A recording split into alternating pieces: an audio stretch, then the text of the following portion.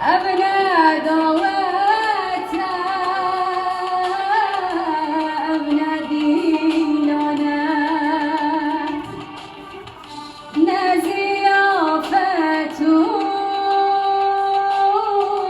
كيف سيرنا